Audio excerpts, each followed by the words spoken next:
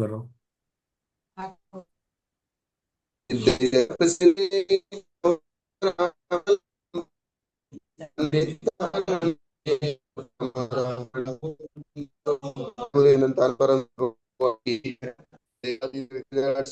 भगवान की एक शंकर भगवान की पार्षद भगवान की भगवान ससनायक श्री महावीर भगवान की परम पूज्य आचार्य गुरुदेव श्री कुंतु जी संभव सागर गुरुदेव की परम पूज्य आचार्य श्री कनक नंदी पतनंदी जी गुरुदेव की जिनवाणी माता की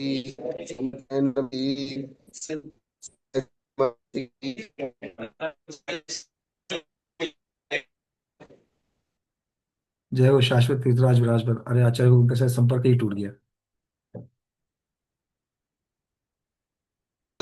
मतलब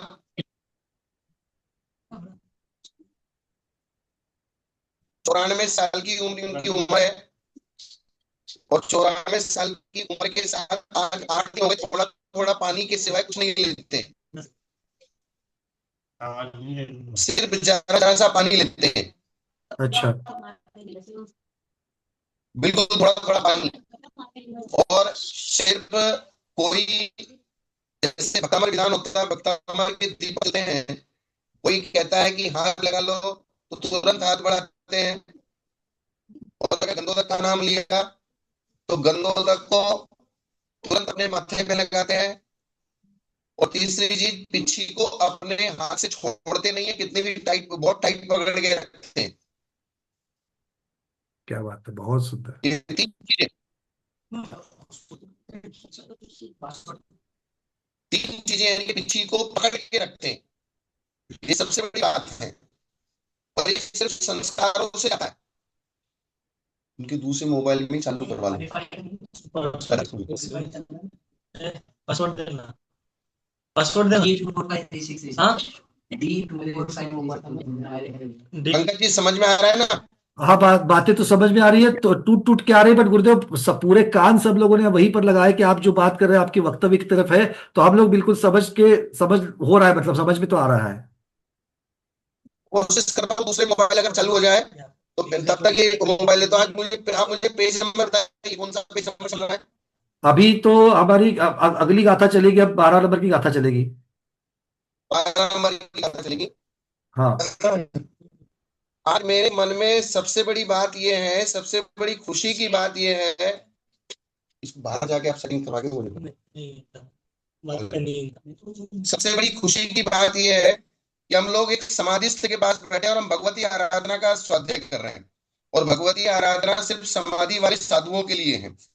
और यहाँ जितने भी मेरे पास साधु बैठे हैं, वे भी सब साधु कम से कम 250 लोग आपके पास जूम पे बैठे हैं, और यहाँ 50-60 साधु बैठे हैं। और सब लोग इस बात को देख रहे हैं और प्रैक्टिकल समझने की कोशिश कर रहे हैं। सबसे बड़ी चीज होती है संस्कारों की।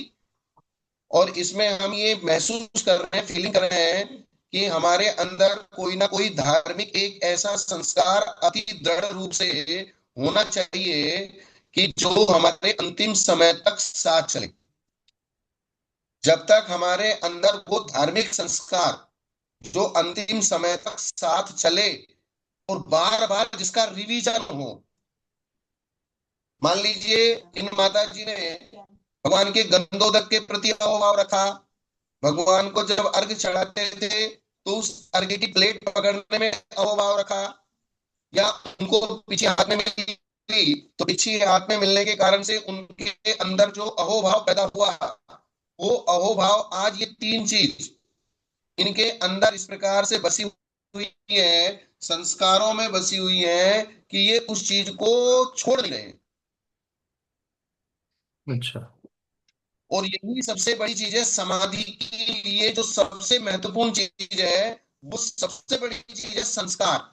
और अगर हमने अच्छी अवस्था में अपने अंदर संस्कार नहीं डाले तो अंतिम समय में जिस चीज के हम संस्कार डालेंगे, जिस चीज को हम बार बार करेंगे, रिपीट करेंगे, तो अंतिम समय में भी हमको वही याद आएगा।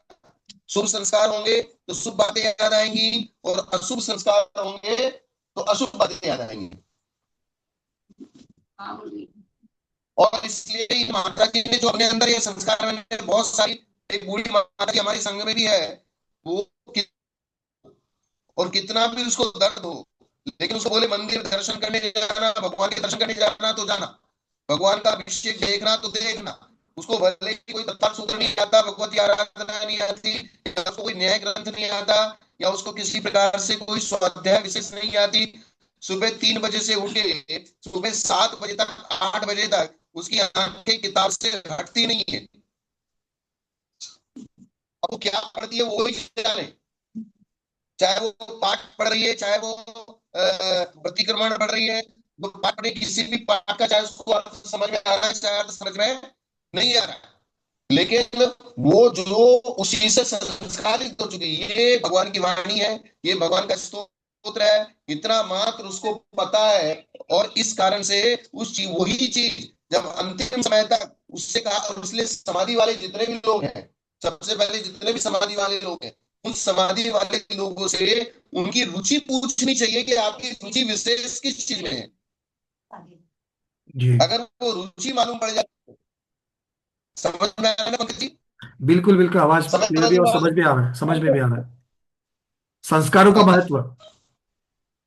संस्कार में अगर हमको किसी की भी समाधि करनी है, सबसे पहले जैसे मुझे समाधि करनी है, तो मैं अपने किसी पर्सन जो मेरी समाधि कराएगा, उस समाधि कराने वाले को मैं अपनी रुचि पहले से ही बता दूं, मुझे समाधि के समय में ये रुचि है।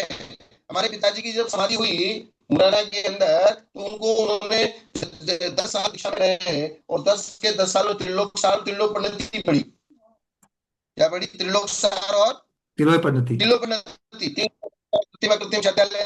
तो उन्होंने लास्ट में यही इच्छा प्रकट की कि मुझे त्रिलोक सार सुना। अच्छा। त्रिलोक सार त्रिलोक पंडित का सब्जेक्ट बहुत कठिन है, बताना भी नहीं है, और फिर भी उन्होंने कहा कि नहीं, मुझे त्रिलोक सार और त्रिलोक पंडित सुना है। फिर हमने उसका एक सरल तरीका निकाला।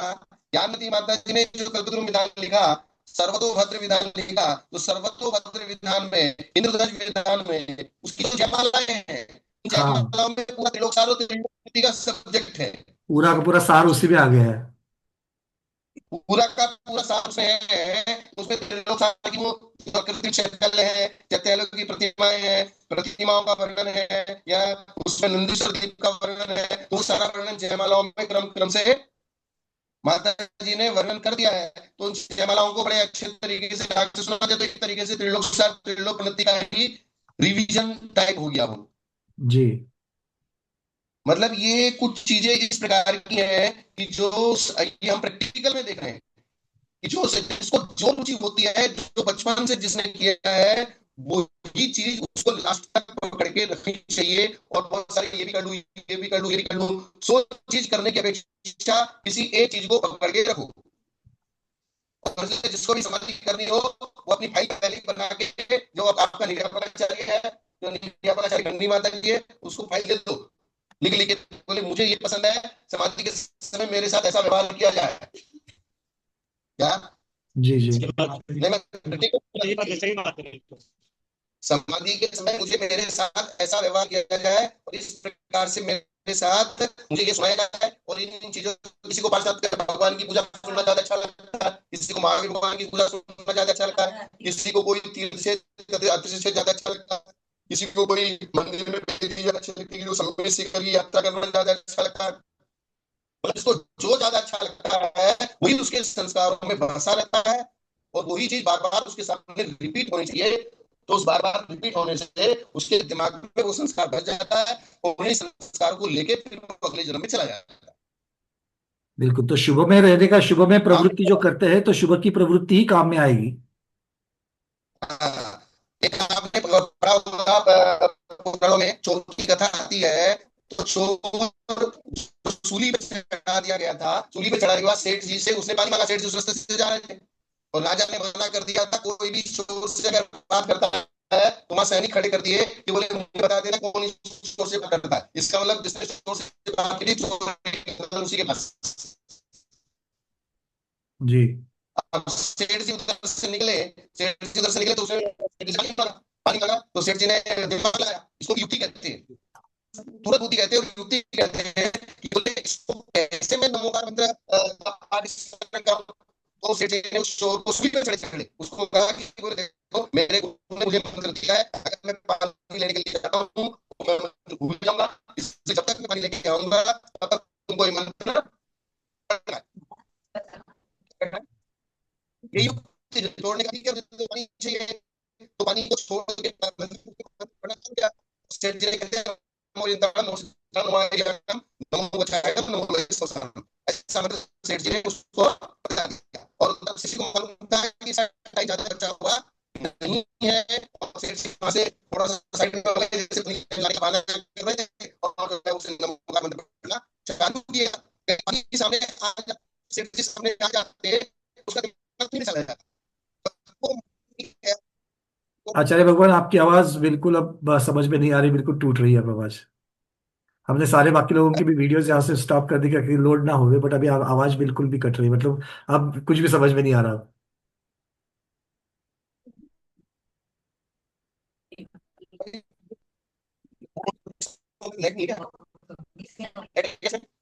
मुझे समझ इसमें नहीं है। क्या नाम से दूसरा, नहीं, क्या?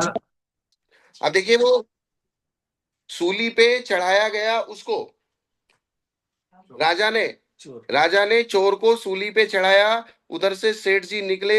सेठ जी ने देखा कि बोले इसको मुझे कैसे, ये मरने वाला है, कैसे मैं इसकी समाधि कराऊं।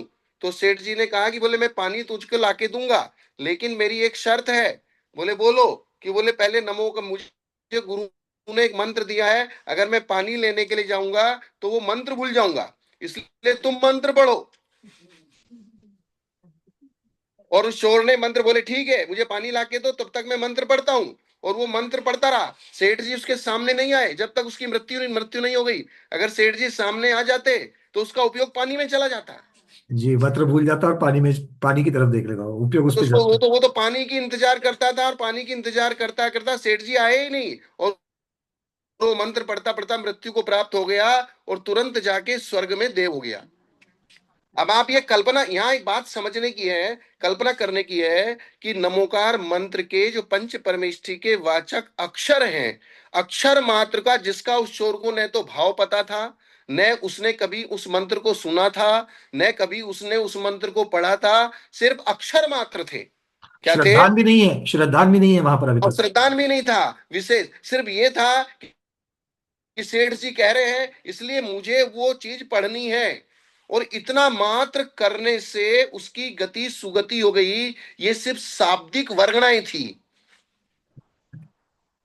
अब आप कल्पना कीजिए, अगर आप नमोकार मंत्र के भाव सहित नमोकार मंत्र को समझते हुए, अर्यंत का स्वरूप क्या है, सिद्धों का स्वरूप क्या है, आचार्यों का स्वरूप क्या है, उपाध्याय किसे कहते हैं, सर्व साधु किसे कहते हैं, और उनके स्वरूप को समझते हुए जब आप नमस्कार करते हैं, और उससे जो कर्मों की असंख्यात गुणी निरंतर कर्मों की निर्जरा होती है, तो वो कितनी बड़ी चीज है। और वैसा अगर करते हुए हमारे प्राण निकल गए तो ये समझ लीजिए, वैसा अगर करते हुए अगर हमारे ये प्राण निकल गए तो ये समझ लीजिए कि वास्तव में हमारे 2-3 भाव, 4-5 भाव, या 7-8 भाव। अच्छा समझा रहे ना। मतलब वही, वो हमारा लक्ष्य होना चाहिए इसी प्रकार से। इसी प्रकार की कल्पना कीजिए। ये कल्पना, दूसरी कल्पना कीजिए, जब पार्श्वनाथ भगवान ने नाग नागिन जब लकड़ी में कट गए, उसने क्या किया? नाग नागिन लकड़ी में कट गए, जी। और उसने पार्श्वनाथ भगवान के नाना ने लकड़ी के 2 टुकड़े कर दिए, और नाग नागिन के भी 2 टुकड़े हो गए। और 2 टुकड़े हो गए, उस समय पार्श्वनाथ भगवान ने क्या उनको नमोकार मंत्र सुनाया। तो नमोकार मंत्र सुनाया तो क्या नाग नागिन उन शब्दों को जानते थे? जी नहीं, ना ही श्रद्धान की बात है, ना क्या समझने की बात है। वहां तो शब्द भी नहीं समझ रहे थे, क्योंकि बिल्कुल, बचपन से क्या उन्होंने कोई अक्षर ज्ञान लिया था? बिल्कुल नहीं, अनक्षरी है वो। अक्षर ज्ञान लिया था क्या उन्होंने? जी नहीं। नहीं लिया था। सिर्फ एक उपयोग ये था कि वो बोल रहे थे, और वो जो जिस समय लास्ट समय मरण समय आया, उस समय उनके कान में जो शब्द पड़ रहे थे वे पंच परमेष्ठी के वाचक शब्द थे। जी। इसके मुझे वाचक यहाँ पर शब्द बहुत थे। अच्छी बात, एक बहुत अच्छा पहलू आपने रखा कि उसको अक्षर ज्ञान भी नहीं है, मतलब हाँ, समझने की बात तो दूर है, उसको समझ में, मतलब वो शब्द भी उसको समझ में नहीं आ रहे हैं। क्योंकि अक्षर ज्ञान, जैसे कोई बच्चा पैदा होता है, अगर वो जंगल में आदिवासियों की जगह पैदा हो और वहीं रहे, और किसी ने उसको स्कूल में अक्षर ज्ञान नहीं दिया है, तो क्या अक्षर ज्ञान समझेगा? नहीं, वो तो उनकी वो वाली जो अनुभव वाली बात बात है, जो आती है वो वहां की जगह की, वो वही उसी की अपेक्षा से वो कम्युनिकेट करेगा। उसी की अनुपेक्षा से कम्युनिकेट करेगा। जैसे पुराने आदिवासी लोग होते थे जो जंगल में पशुओं की तरह रहते थे, आदि मानव जिनको बोलते थे, और जिनको कोई अक्षर ज्ञान आदि नहीं होता था, उस प्रकार से उसकी स्थिति थी। जी बिल्कुल बिल्कुल, बात ठीक है ये। जैसे कुत्ते को जीवंदर कुमार ने नमोकार मंत्र सुनाया, तो क्या कुत्ते ने अक्षर ज्ञान लिया था?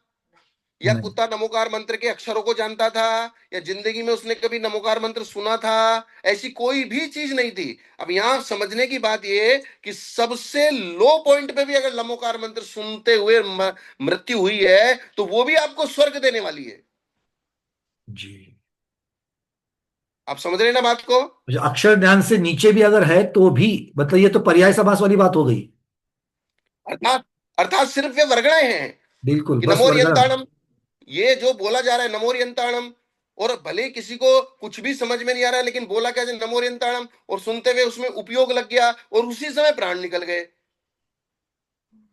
जी जी जी। इसीलिए कहते हैं कि नमोकार मंत्र के एक अक्षर को पढ़ने मात्र से इतने सागर के पाप, एक पद को पढ़ने मात्र से इतने सागर के पाप, और पांचों पदों को पढ़ने से इतने सागर के पाप कट जाते हैं।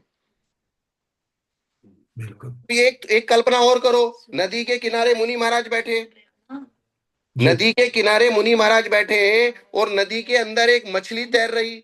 महाराज अपना स्वाध्याय कर रहे हैं, मछली के कान में महाराज के शब्द पढ़े, और पीछे से एक बड़ी मछली ने उस मछली को निगल लिया। जी। नदी के किनारे मुनि महाराज बैठे, और नदी में मछली तैर रही, तैरती तैरती जिस जगह मुनि महाराज किनारे पे बैठे थे उस तरफ आई। महाराज अपना स्वाध्याय कर रहे थे, पाठ पढ़ रहे थे, तो पाठ में वे पाठ के शब्द उस मछली के कान में गए, उसका उपयोग एक क्षण के लिए उस तरफ चला गया, और पीछे से बड़ी मछली ने उसको। मतलब यहाँ तो वो उस जीव को नमोकार मंत्र देने की भी वहां पर भावना नहीं है, बस उसके संपर्क में आ रहे हैं वो। हाँ, जैसे जीवेंद्र कुमार जी ने या पार्षद भगवान ने उसको लक्ष्य बना करके उसके लक्ष्य बनाकर सर्प को नमोकार मंत्र सुनाया। या जीवंतर कुमार ने कुत्ते को लक्ष्य बना के सुनाया। यहाँ पे तो चारुदत्त वाली ने बात नहीं है। बकरे को लक्ष्य बनाकर सुनाया, और पद्म रुचि ने बैल को लक्ष्य बनाकर नमोकार मंत्र सुनाया, जो आगे जाके रामचंद्र जी का जीव बना। जी जी जी। पद्म रुचि रामचंद्र जी बने। तो पद्म रुचि ने जिस बैल को नमोकार मंत्र सुनाया था, वो बैल सुग्रीव बना। सुग्रीव बनकर गया। और अब वो बैल निरंतर 4-5 दिन से, 6 दिन से, 8 दिन से बेढाल होके पड़ा। उस बैल को क्या पता नमोकार मंत्र क्या चीज होती है, नमो यंत्राणम क्या चीज होती है, पंच परमेष्ठी क्या चीज होती है। उसी प्रकार से ना उस चोर को पता था, ना उस नाग नागिन को पता था, ना उस बकरे को पता था, ना उस कुत्ते को पता था। ऐसे ही जो हथनी को नमोकार मंत्र सुनाया था विद्याधर ने। अब अपना जो पौराणिक साहित्य है वो इतिहास बहुत बड़ा साहित्य है। हथनी को इन नमोकार पहलू मंत्र। की तरफ, इन पहलू की तरफ तो मतलब ये तो इतना चिंतन का बड़ा विषय हो गया अब तो, ये कि मतलब इन पहलू की तरफ एक तो श्रद्धा अगर नहीं है तो भी, सिर्फ अक्षरों को सुनते हुए भी अक्षर ज्ञान नहीं है तो भी, और उसको लक्ष्य करके अगर नहीं बनाया, सिर्फ उस वर्गणा के संपर्क में आ गया तो भी, मतलब इतनी महिमा नमोकार महामंत्र की है। अब आप ये समझिए, जब इतनी महिमा, जो अक्षर ज्ञान जिनको नहीं था, जो उनको श्रद्धान नहीं था, जो उसके अर्थ को नहीं जानते थे, अगर अर्थ को जानते हुए, समझते हुए, और उसके भाव को समझते हुए अगर नमस्कार किया जाएगा, और उस समय अगर प्राण निकलेंगे, तो उस जीव की स्थिति क्या होगी? बिल्कुल। और यही आचार्य शांतिसागर महाराज के उपदेश, अंतिम उपदेश में भी है कि एक ओम अक्षर को धारण करेगा तो भी तैर जाएगा। हाँ, तो महत्वपूर्ण बात यह है कि ये द्वादशांग का हिस्सा है। जी जी जी। पंच परमेष्ठी के वाचक जितने भी शब्द हैं, चाहे वो ओम है, चाहे ओम री मरम अस्या उसन है, चाहे वो नमोकार मंत्र है, 35 35 16 56, ये पंच परमेष्ठी के वाचक जितने भी अक्षर हैं, मंत्र हैं, वो सब जो आपको जपने हैं, उनके लिए कहा है कि इनको आपको गुरु के उपदेश की आवश्यकता नहीं है। पंच परमेष्ठी के वाचक शब्दों को जपने के लिए अन्नम च गुरु वही से, और इसके अलावा अगर आपको कुछ भी जपना है तो बिना गुरु के पूछे जपना नहीं। बहुत सही, बहुत ठीक, बिल्कुल। सिर्फ एक ही छूट दी है कि पंच परमेष्ठी का वाचक, पंच परमेष्ठी जिस मंत्र में हो, वो मंत्र आप जपिए, उसमें कोई गुरु को पूछने की आवश्यकता, अर्थात उसकी कोई विधि नहीं है। जी जी जी। कहते ना, सुस्थितो दुस्थितो विवा ध्यायेत पंच नमस्कारम सर्व पापी प्रमुच्यते। आप अपवित्र अच्छी हो, तरह से पवित्र बैठे हो। हो, आड़े बैठे हो, टेढ़े बैठे हो, लेटे हो, खड़े हो, कुछ भी हो, आप लेकिन पंच परमेष्ठी के वाचक मंत्रों का स्मरण करते रहिए। घर में हो, हॉस्पिटल में हो, शुद्ध हो, नहीं अशुद्ध हो, हो, सभी जगह पर। हाँ, आप पवित्र है, पवित्रो वा सुस्थितो दुस्थितो भी वा ध्यायेत पंच नमस्कारम सर्व पापई प्रमुच्यते। प्रमुच्यते। बस एक चीज का ध्यान रखना पड़ता है थोड़ा सा, अगर आपकी शारीरिक अशुद्धि ज्यादा है तो आप मन में स्मरण कीजिए, और हाँ। शारीरिक शुद्धि है तो प्रोनाउंसिएशन कर सकते हैं। जी जी जी। प्रोनाउंसिएशन का जो हिस्सा है वो सिर्फ शारीरिक शुद्धि के साथ है। जी तो ये इस प्रकार, और अगर इसमें भी कोई इमरजेंसी हो, और अगर किसने भावपूर्वक भले ही शारीरिक अशुद्धि हो फिर भी उसका प्रोनाउंसिएशन कर लिया तो भी कोई बाधा नहीं। अब उस चीज की कल्पना आप कर लीजिए उस चोर के साथ, क्योंकि चोर सूली पे लटका हुआ था, उसके शरीर से खून बह रहा था, सूली पे बिठाया था उसको, तो उसका खून मांस लोथड़ा बह रहा था, फिर भी उसने नमोकार मंत्र का स्मरण करके, उच्चारण करके वो स्वर्ग चला गया। तो इसे का विशेष अपवाद परिस्थिति कह सकते हैं। हाँ, सामान्य रूप से उपदेश की भाषा क्या रहेगी कि आप अगर शारीरिक रूप से अशुद्ध हैं तो आप किसी भी चीज का उच्चारण मत कीजिए, मन में स्मरण कीजिए। और जी अगर आप शारीरिक रूप से शुद्ध हैं, आपके शरीर में मलमूत्र आदि नहीं है, तो आप जो है उच्चारण करके भी कीजिए। लेकिन अगर अपवादी की स्थिति है, इसलिए सर्वथा कोई भी चीज नहीं है। जी जी। तो ये सारी चीज क्या है, इस प्रकार की जो चीजें होती हैं, और ये चीजें हमारे लिए समझने की, चिंतन करने वाली चीजें हैं। इसलिए आचार्यों ने बार बार कहते हैं, भगवती आराधना में एक शब्द है भाव नमस्कार का अभ्यास करो। इसका अभ्यास करो, भाव नमस्कार। भाव नमस्कार का अभ्यास करो। अर्थात एक द्रव्य नमस्कार होता है, द्रव्य नमस्कार मतलब हाथ जोड़ना, माथा झुकाना, और पंचांग नमस्कार करना, अष्टांग नमस्कार करना, सामने वाले को महसूस हो कि ये व्यक्ति नमस्कार कर रहा है, ये व्यक्ति नमस्कार कर रहा विधि, है। उसकी विधि। हाँ, मतलब जो शरीर को हम मोड़ते हैं, हाथ जोड़ते हैं, मस्तक झुकाते हैं, मस्तक माथे को जमीन से लगाते हैं, अष्टांग करते हैं या पंचांग करते हैं, ये द्रव्य हुआ, क्योंकि शरीर को द्रव्य कहा है। जी जी। शरीर को क्या कहा है? द्रव्य।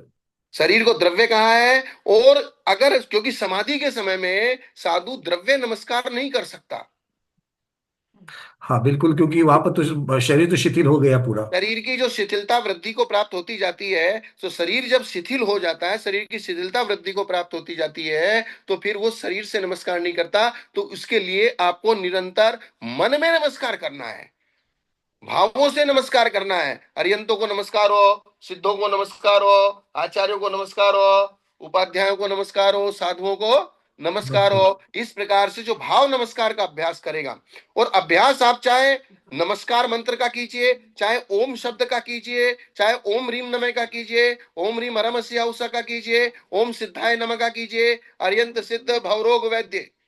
ज्ञानमती माता जी बहुत बहुत ज्यादा बार इसको कहते हैं, बोलती बहुत बार माता जी के शब्द है ये।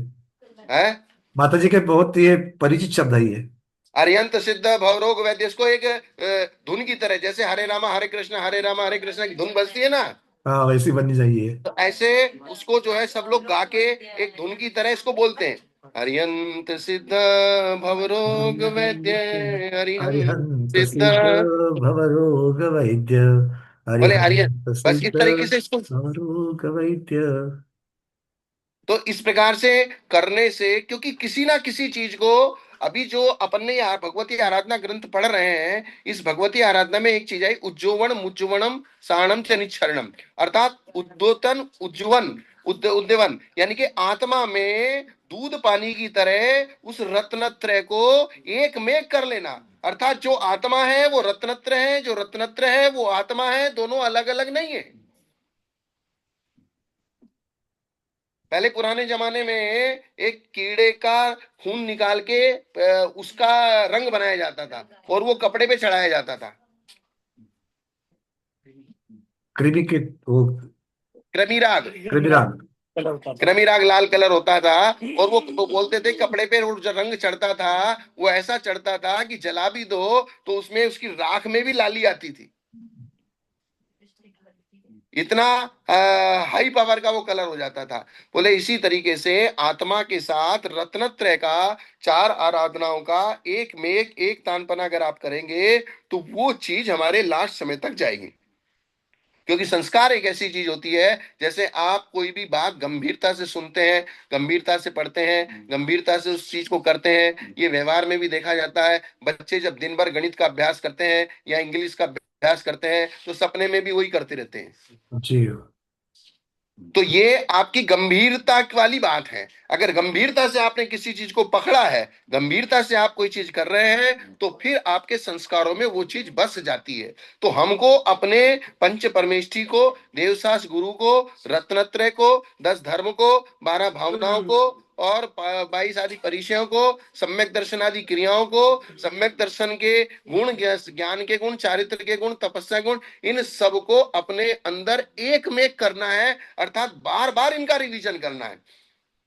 जी। और इसीलिए आपको साधु बनाया गया है कि आप धंधे पानी छोड़ो, घर गृहस्थी छोड़ो और ये श्रावकों का पीछा लगना छोड़ो, सिर्फ अपनी आत्मा की साधना करो।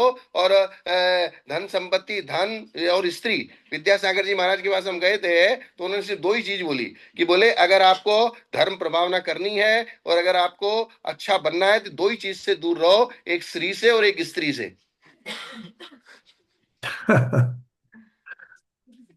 क्या? स्त्री से और स्त्री से। स्त्री और स्त्री, स्त्री का मतलब लक्ष्मी, लक्ष्मी। धन, और स्त्री का मतलब स्त्री। ये दो चीजें आपके मार्ग की सबसे बड़ी बाधाएं हैं। और इन बाधाओं से अगर आप बचे रहोगे तो आपके मोक्ष मार्ग में कोई आपको बाधा नहीं दे सकता। बहुत बहुत सुंदर बात है ये। आज हमारी गाथा चल रही थी, दुखों के कारणों को दूर करना ज्ञान का फल है। और इस अन्वय की सिद्धि के लिए यहाँ पर एक दृष्टांत दिया गया है गाथा नंबर 12 में। जी। चक्षुष दंसनस्य सारो सप्पादि दोष परिहरणम, चक्षु होई निरथम दट्ठूण बिले पड़न तस्य। कितनी सुंदर बात बताइए। चक्षु से देखने का सार है सर्प आदि दोषों से दूर रहना। भाई आंख से दिखता है, कोई आदमी लालटेन लेके चल रहा है, आंख से दिख रहा है फिर भी खड्डे में गिर रहा है, तो उसको लोग हंस के ये तो कहेंगे, बोले दिखता नहीं क्या, आंख नहीं है क्या, अंधा हो गया क्या? 1 मिनट में 4 बात सुना देंगे। बोले आंख है, अगर हाथ में टॉर्च है तो खड्डे में क्यों? तो आंखों का सार क्या है, चक्षु से देखने का सार क्या है कि हम खड्डे में ना पड़ गिर जाएं, हम सर्प आदि का के ऊपर हमारा पैर ना पड़ जाए। और देख कर भी आगे वर्तमान सांप के बिल में गिरने वाले मनुष्यों की आंखें व्यर्थ हो जाती हैं। क्या हो जाती हैं? है तो भी कोई काम की नहीं। तो यही तो कहा जाता है भाई अंधा है क्या, जी। सीधा सीधा कह देते ना। कोई आंख होते हुए भी अगर खड्डे में गिरता है तो सीधा सीधा क्या कहा जाता है, बोले अंधा है क्या, दिखाई नहीं देता क्या? यही बात यहाँ पर बताई जा रही है कि अगर आपको जानकारी हो गई, झूठ बोलना पाप है, चोरी करना पाप है, परिग्रह रखना पाप है, कुशील सेवन करना पाप है, हिंसा करना पाप है, क्रोध मान माया लोभ ये करना पाप है, अगर ये करना पाप है तो फिर इनको करते क्यों हो? और अगर इनको जानने के बाद भी करते हो तो फिर आपका ज्ञान व्यर्थ है। आंख वाले अंधे। हाँ। तो एक तो अंधे होते हैं जिनके जो वास्तव में अंधे होते हैं, इसलिए उस शास्त्र में कहा कि जो वास्तव में अंधे हैं वे अंधे नहीं हैं, अंधे तो वे हैं जो विषयों से अंधे कर दिए गए हैं। किससे अंधे कर दिए गए हैं? विषयों की वजह से, विषयों की आसक्ति। विषयों की वजह से जो अंधे कर दिए गए हैं वे वास्तव में अंधे हैं। चक्षु से जिनको दिखाई नहीं देता वे अंधे नहीं है। नहीं है। इसलिए बोले जिसका ज्ञान होते हुए भी अगर ज्ञान अपना कार्य नहीं करता है तो वो ज्ञान अर्थ व्यर्थ है। चक्षु होते हुए भी चक्षु अपना कार्य नहीं करता है तो चक्षु व्यर्थ है। धन होते हुए भी धन अपना कार्य नहीं करता है तो धन व्यर्थ है। जी। भाई खाली बड़ी बड़ी किताबें इकट्ठी कर करके रखे, खाली उनपे बाइंडिंग करा करा के बढ़िया कवर बना बना के लाइब्रेरी में रख के सजा के खाली रखना है क्या उनको? वो और सार्थक नहीं होगा। हाँ, जिसके पास अगर आपको बंदूक चलाना नहीं आता तो बंदूक रखना भी नहीं। व्यर्थ हो जाएगा वो। अगर आप आपको बंदूक चलाना नहीं आता, बंदूक अगर आप रखोगे तो जिस दिन घर में चोर घुसेंगे तो तुम्हारी बंदूक तुम्हारे ही काम आएगी। तो तुम्हारी उल्टा काम आएगी, उल्टा काम आएगी वो। तो अगर आपके पास बंदूक नहीं होती, चोर का तो बढ़िया काम हो गया। चोर का बढ़िया काम हो गया क्योंकि बंदूक ढूंढनी नहीं पड़ी, तुमने ढूंढा, और तुमको तो चलानी आती नहीं है। उसने ले लिया। धन अगर तुमको खर्च करना नहीं आता तो पास में भी मत रखो, दूसरों के काम आएगा। जी जी जी, कार्तिक अनुप्रेक्षा में ये सारी चर्चा बहुत सुंदर तरीके से उन्होंने बताई कि धन अगर है और धन का उपयोग अगर सही तरीके से नहीं कर रहे हो, कंजूस की बहुत सारी चर्चा वहां पर उन्होंने कर दी है। क्योंकि धन के दो तरह के लोग होते हैं, एक धन के नौकर होते हैं, एक धन के मालिक होते हैं।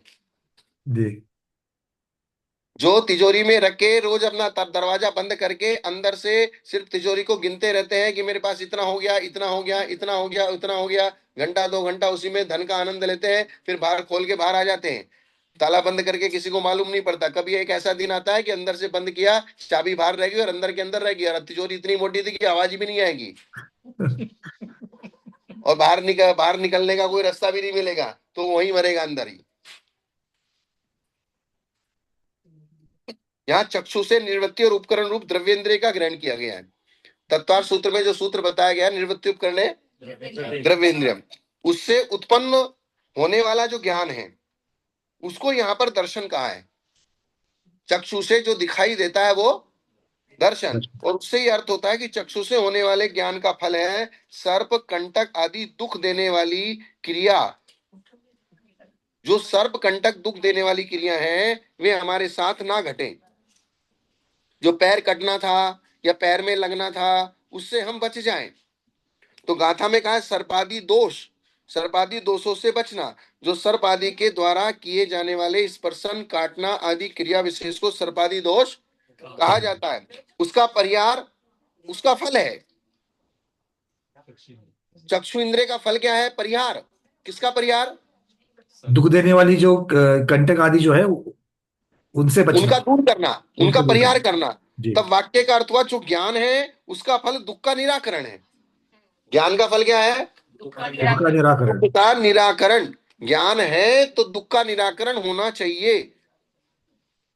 जैसे चक्षु से होने वाले सर्पादि के ज्ञान का फल सर्पादि के स्पर्श से उनके काटने आदि से बचना है। यहाँ चक्षु से चक्षु ज्ञान और चक्षु से होने वाला ज्ञान लेना चाहिए, या तो चक्षु ज्ञान या चक्षु से होने वाला ज्ञान। आगे इससे सांप के बिलादी को देखकर भी जानकर भी उसमें गिरने वाले मनुष्य का चक्षु ज्ञान निरर्थक है।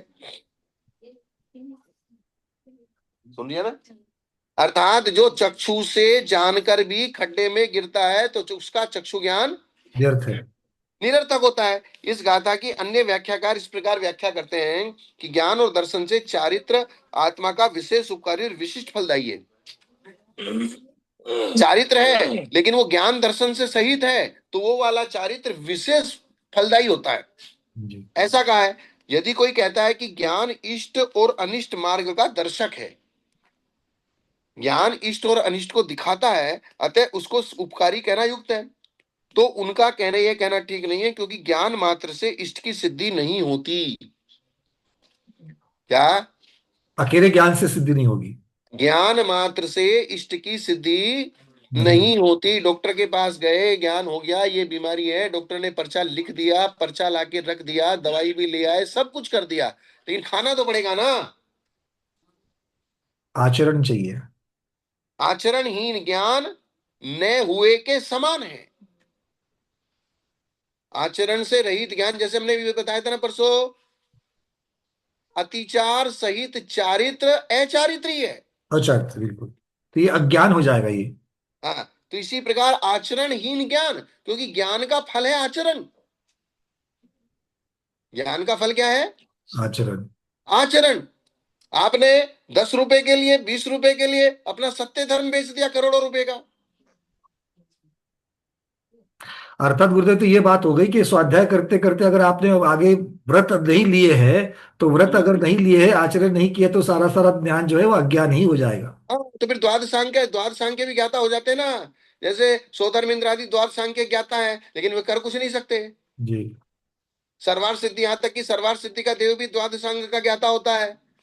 पूरे जी 33 सागर द्वादशांग की चर्चा में रहते हैं लेकिन मोक्ष नहीं जाते। चौथे गुणस्थान वाले ही रहते हैं, क्योंकि आचरण नहीं कर सकते।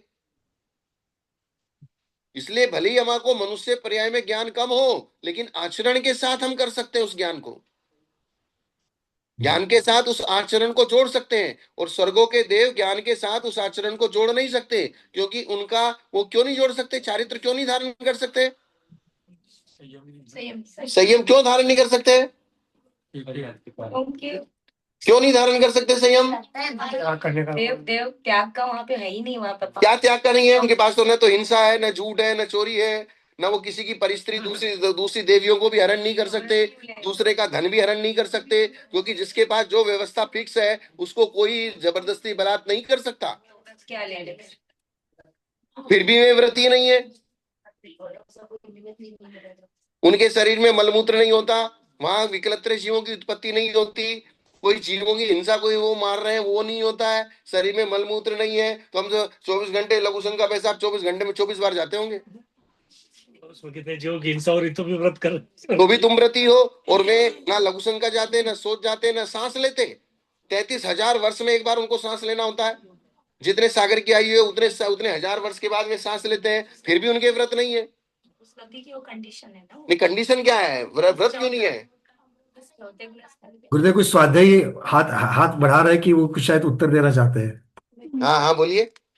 अलका परिचय दीदी बोलिए, इसकी चर्चा हो चुकी है स्वाध्याय में। हाँ मैंने आपने की होगी चर्चा। नहीं नहीं, आप ही के मुखारबिंद से हुई है गुरुदेव। अरे मेरे घर से यहाँ तो आज बहुत सारे साधु बैठे नमस्ते हैं, इसलिए महाराज मैंने जी। तुम्हारे लिया इस चर्चा को। नमस्ते महाराज जी, वंदना भैया जी। क्योंकि उनके घंटे से अमृत अपने आप झड़ जाता है, तो उस पे वो कंट्रोल नहीं कर सकते, इसलिए वो व्रत नहीं ले पाते। तो नहीं तो ये तो पारंपरिक हो गया, ये तो हाँ हाँ पारंपरिक ज्ञान जो है ये हो गया। गुरुदेव ने कुछ विशेष चर्चा भी की थी। मैना दीदी, डॉक्टर मैना दीदी। नमस्ते गुरुदेव। माँ संयम नहीं है। नहीं संयम है तो नहीं है, ये तो पता है, लेकिन है क्यों नहीं, रीजन क्या है? मीनाक्षी कि दीदी, मीनाक्षी दीदी को नमस्ते नमस्ते गुरुदेव। अप्रत्यक्ष ज्ञानावरण का उदय है इसलिए। अब वो भी समझ में आ गया, चलो वो कसाय का उदय नहीं है, लेकिन क्यों नहीं है?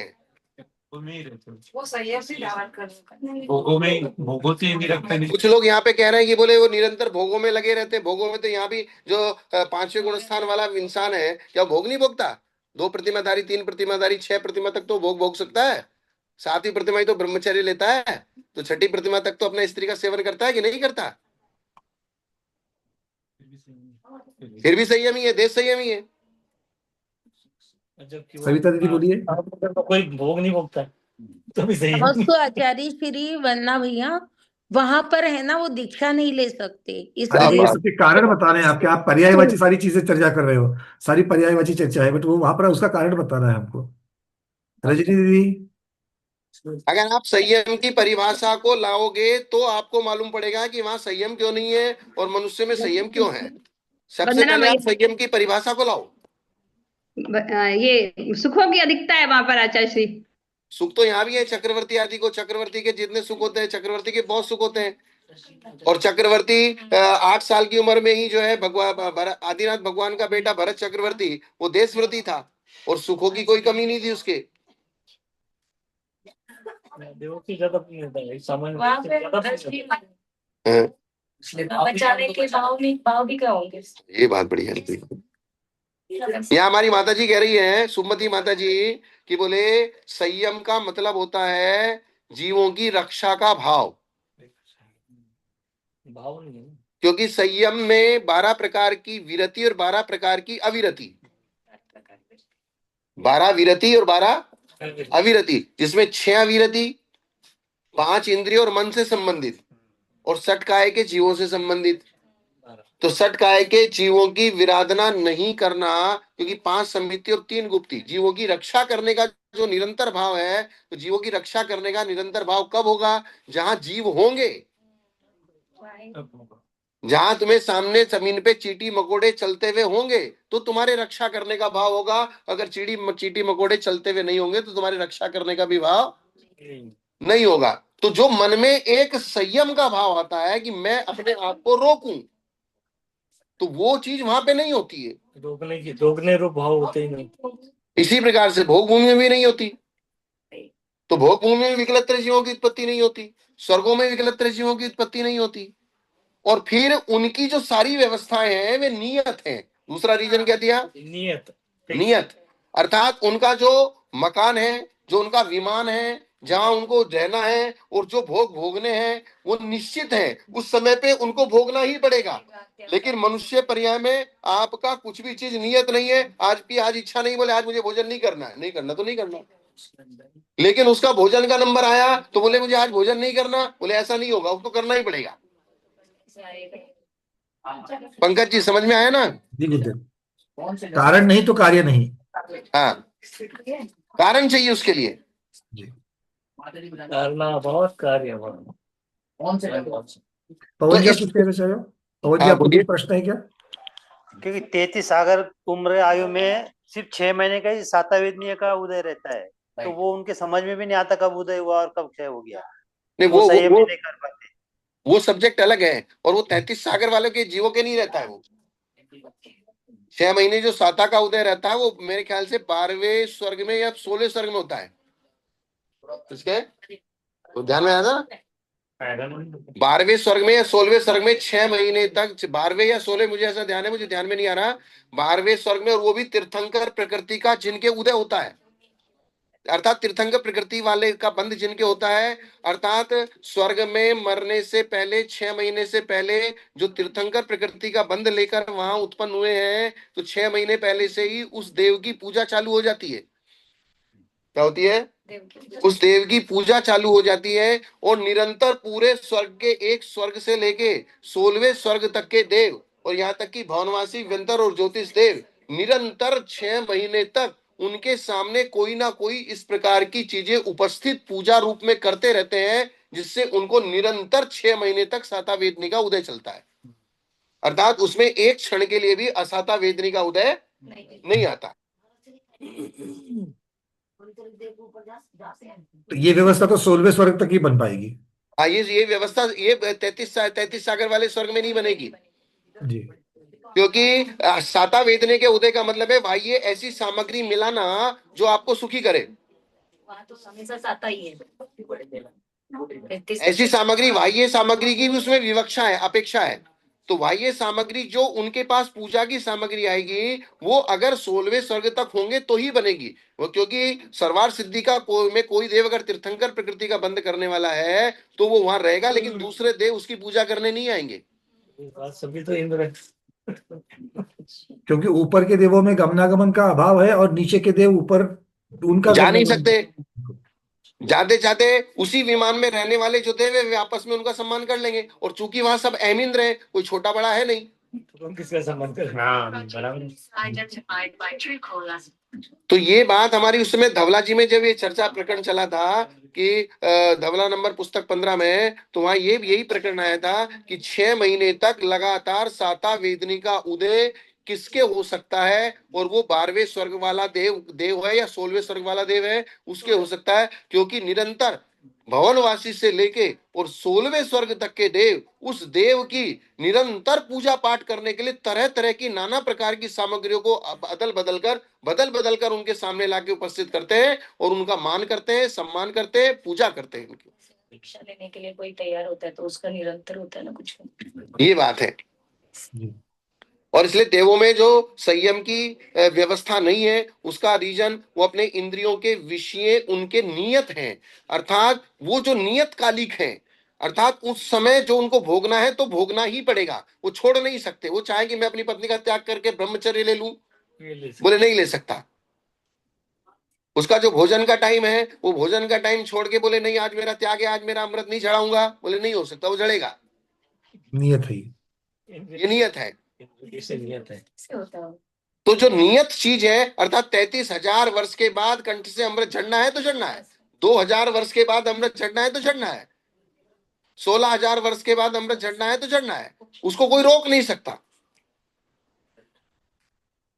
तो ये सारी चीजें इस प्रकार से यहाँ बात चल रही थी कि चक्षु इंद्रिय का सार है देखना, और देख के भी जो खड्डे में गिरता है, इसका मतलब उसके चक्षु इंद्रिय का कोई मतलब नहीं है। इसी प्रकार से हमको ज्ञान हो गया, और ज्ञान होने के बाद भी अगर खड्डे में गिर रहे हैं तो फिर गिरो भाई, इसलिए तो उन्होंने कहा कि 10 धर्म क्रोध मान माया लोभ के त्याग से 4 धर्म होते हैं, क्षमा मार्दव आर्जव सोच सत्य। सोच। तो 4 धर्म जो आपके लिए मोक्ष को दिला सकते हैं, उन 4 धर्मों को हम किन किन बातों पे खत्म करते हैं? जो मोक्ष दिलाने वाली चीज है, बहुत बड़ी चीज है, उसको हमने जरा सा, किसी ने हमको कुछ कह दिया, जरा सी कोई बात कह दी, एकदम से बिफर गए, गुस्सा आ गया, ये हो गया वो हो गया। तो ये बहुत सारी चीजें हैं। हम ये नहीं देखते कि हमारा धर्म कितना बड़ा है, और जिस धर्म को हमने लुटाया है वो किसके ऊपर लुटाया है।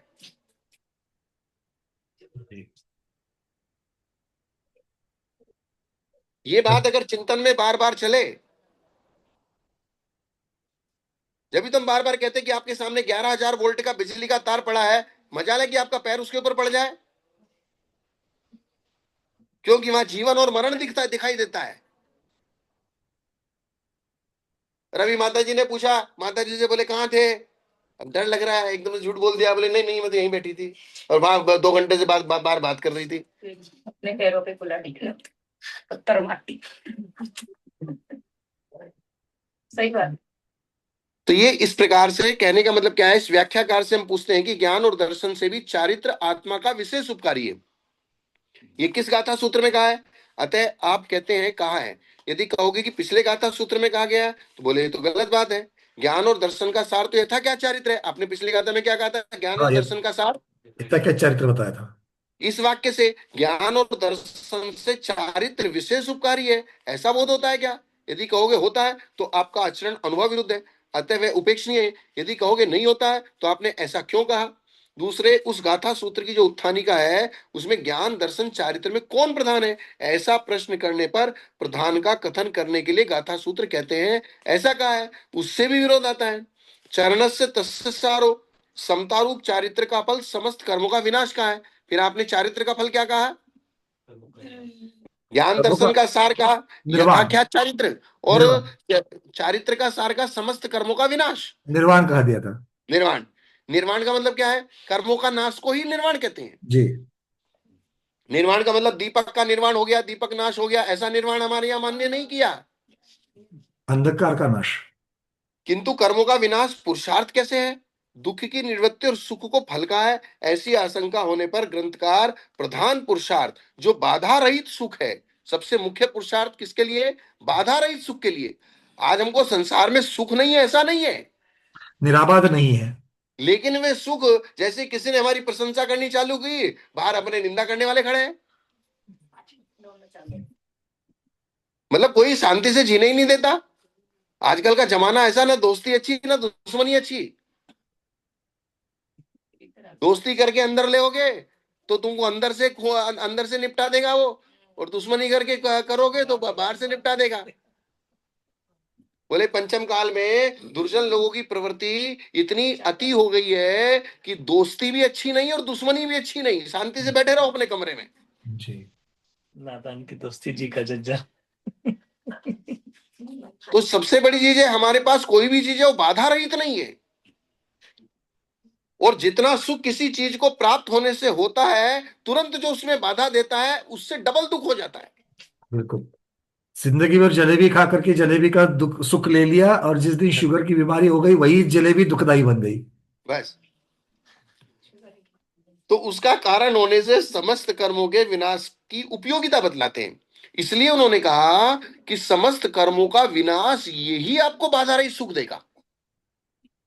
अगर बीच में डिस्टर्ब करने वाले कर्म बैठे हुए हैं, तो आपको सांसारिक सुख मिल भी जाएगा, साता वेदनी के उदय से मिल भी जाएगा, साता वेदनी की उदीर्णा भी हो जाएगी, लेकिन साथ में असाता भी तो है, साथ में अंतराय कर्म भी तो है। दान लाभ भोग वो आप तो, आपको साता वेदनी से सुख सामग्री मिल गई, लेकिन अंतराय कर्म का क्षोभ नहीं हुआ, तो मिलने के बाद भी लोग भोग कहां पाते हैं? मिलने के बाद भी लोग उस सुख को भोग नहीं पाते। इसलिए यहाँ क्या कहा गया? निवाण से सारो अव्वाहम सुहम अणोवमियम कायवाहु तद्दठम आदिहित गवेषणा चेठा। निर्वाण का सार बाधा रहित उपमा रहित सुख, बाधाओं से रहित और उपमाओं से नहीं। रहित। जो बाधा से भी रहित हो और उपमा से भी रहित हो, उस सुख को वास्तव में सुख कहते हैं। बाकी सब सुख नहीं है, सुखाभास है। सुख जैसे लगते हैं लेकिन सुख नहीं है। जैसे आकाश है, झुकता हुआ दिखता है लेकिन झुकता नहीं है।